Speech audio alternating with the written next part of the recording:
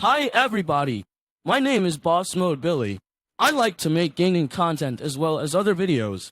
Please like and subscribe to my channel if you love Roblox as much as I do. I'm going to do more gameplay videos and walkthrough tutorials in the future, so make sure you ring that bell for notifications. Welcome back to Stone Miner Simulator. Are you a part of the Boss Mode Nation? Let me know in the comments below if you are Boss Mode. Let's get into it, gamers. Hey everyone. Welcome back to my channel. Today we're going to be talking about techniques for instilling a growth mindset in yourself. I'm super excited to share these with you because I've seen firsthand how powerful they can be. So, let's start with the first technique, which is all about identifying and challenging those fixed mindset thoughts that can really hold us back. You know, we've all been there, where we're trying something new and we mess up, and our immediate reaction is to beat ourselves up over it, to tell ourselves that we're just not good enough, or that we'll never be able to do it. This kind of self-criticism is a classic sign of a fixed mindset, and it can be really damaging if we let it take over. But here's the thing, we have the power to change this by recognizing when we're engaging in this kind of thinking and challenging it. So, let's break it down a bit further. When we're thinking in a fixed mindset way, we often fall into patterns of all or nothing thinking, where we tell ourselves that we're either a complete success or a total failure. We might think things like, I'll never be able to do this, or I'm just not smart enough. But the truth is, most things in life exist on a spectrum, and we're usually somewhere in the middle, with room to learn and grow. By recognizing when we're slipping into these kinds of thoughts, we can start to reframe them in a more positive and realistic light. For example, instead of thinking I'll never be able to do this, we could tell ourselves this is a challenge, but I can learn and get better with practice. It's a small shift, but it can make a huge difference in our mindset and our ability to take on new challenges.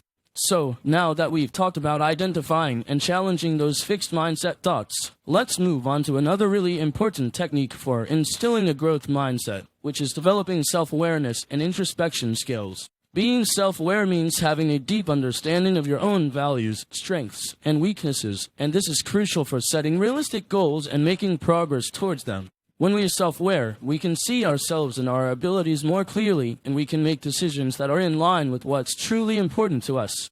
This helps us to focus on areas where we need improvement, rather than trying to be everything to everyone, or trying to excel in areas where we're just not naturally talented.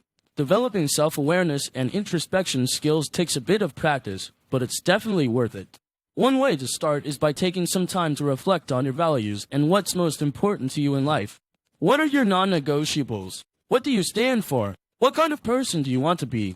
By getting clear on these things, you can start to see where your strengths and weaknesses fit in, and you can begin to set goals that align with your values. For example, if you value creativity and innovation, you might set a goal to learn a new skill or take on a new project that challenges you to think outside the box. On the other hand, if you know that you struggle with procrastination, you might set a goal to work on your time management skills, or to break down large tasks into smaller, more manageable chunks. By being honest with yourself about your strengths and weaknesses, and by setting goals that are tailored to your unique needs and abilities, you can make progress towards your goals and develop a growth mindset that serves you well in all areas of your life. Now that we've talked about developing self-awareness and introspection skills, let's dive into another key technique for instilling a growth mindset, which is setting learning-oriented goals. When we set goals, it's easy to get caught up in focusing on the outcome, on achieving a specific result or milestone. But the problem with this approach is that it can lead to a fixed mindset, where we see challenges as threats to our ego or our sense of self-worth, rather than as opportunities for growth and development.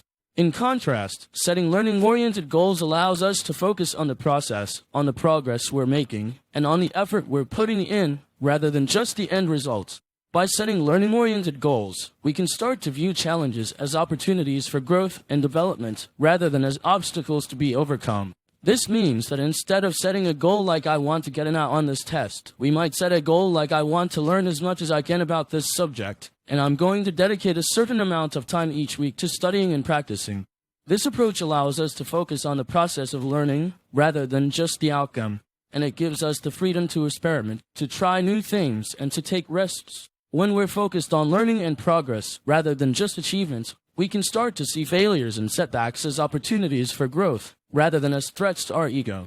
We can say to ourselves, okay, I didn't get the results I wanted, but what can I learn from this experience? What can I do differently next time? This approach allows us to stay curious, to stay open to new experiences, and to stay focused on the process of learning and growth, rather than just the end result. By setting learning-oriented goals, we can also start to develop a sense of intrinsic motivation, where we're driven to learn and grow because it's enjoyable and fulfilling, rather than just because we're trying to achieve a specific outcome.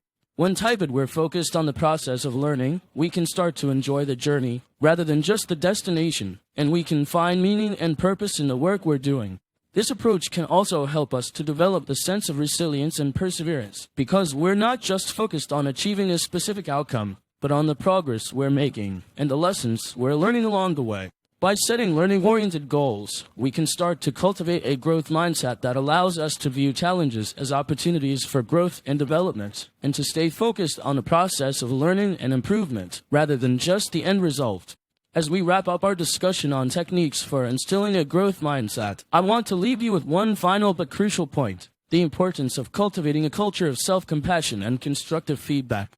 When we're working to develop a growth mindset, it's easy to get caught up in the idea that we need to be constantly pushing ourselves to be better, to be achieving more, and to be overcoming obstacles. But the truth is, setbacks and failures are an inevitable part of the learning process, and it's how we respond to them that really matters. When we're faced with a setback or failure, it's all too easy to fall into self-criticism and negative self-talk, to beat ourselves up over what we did wrong, and to doubt our abilities. But this kind of self-criticism can be really damaging, and it can actually hold us back from learning and growing. Instead, I want to encourage you to cultivate a culture of self-compassion, where you treat yourself with kindness and understanding when faced with setbacks or failures. This means being gentle with yourself, acknowledging that mistakes are a natural part of the learning process, and reminding yourself that you're doing the best you can. It's about recognizing that you're human, and that it's okay to make mistakes, and that you can always learn from them. When we approach setbacks and failures with self-compassion, we can start to see them as opportunities for growth and refinement, rather than as threats to our ego or our sense of self-worth. We can say to ourselves, okay, that didn't work out as planned, but what can I learn from this experience? What would I do differently next time? This approach allows us to stay curious, to stay open to new experiences, and to stay focused on the process of learning and growth, rather than getting bogged down in self-criticism and negative self-talk. By cultivating a culture of self-compassion and constructive feedback, we can also start to develop a more nuanced and realistic understanding of ourselves and our abilities. We can start to see that we're not defined by our successes or our failures, but by our willingness to learn, to grow, and to adapt. We can start to develop a sense of self-awareness and self-acceptance, where we recognize our strengths and weaknesses, and we're kind to ourselves as we work to improve. This approach can also help us to develop more positive and supportive relationships with others, where we can give and receive constructive feedback, and where we can learn from each other's experiences and perspectives. By cultivating a culture of self-compassion and constructive feedback, we can create a safe and supportive environment for growth and development, where we can take risks, make mistakes, and learn from them without fear of judgment or criticism. And that's the key to unlocking our full potential and to living the life that's true to who we are and what we value. Thanks for watching! If you want to see more of this content, make sure to smash that like button and subscribe. And don't forget to ring that notification bell. Peace out, gamers!